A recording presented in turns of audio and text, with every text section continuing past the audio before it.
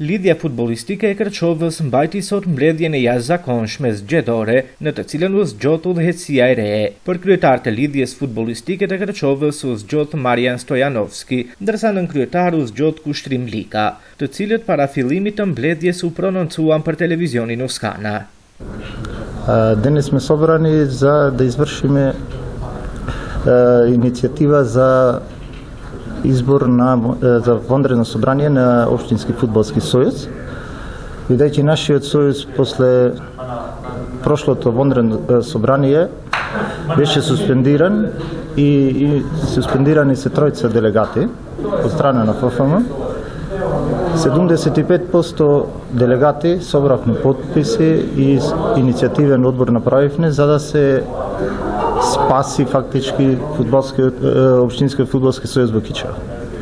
Поради таа цел денес го правиме ово изборно vanredно собрание, каде што ќе се избере нов председател, нов подпредседател и сите тела на Општинскиот фудбалски сојуз. Со една цел да се спаси Општинскиот фудбалски сојуз на Кичево, за да може да функционира фудбалско Кичево.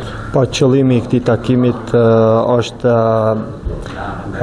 të jetë aktive lidhja futbollistike e Kërçovës, se siç e dimë edhe ju si medium edhe ne, ishëm të suspenduar nga Federata e Futbollit të Maqedonisë.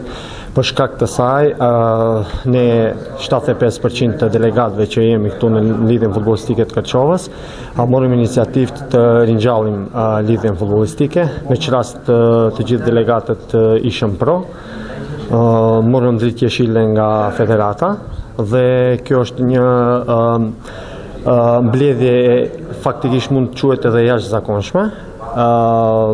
Tu e ditë faktin se të gjithë futbollistët e ri që garojnë në për liga, regjistrimin e bojnë në Gostivar, me vetëm qëllim që mos të udhtojnë në Gostivar, paqëtër duhet të jetë aktive lidhja futbollistike, si për lojtarët, për referët, për delegatët, për gjithë sportdashët.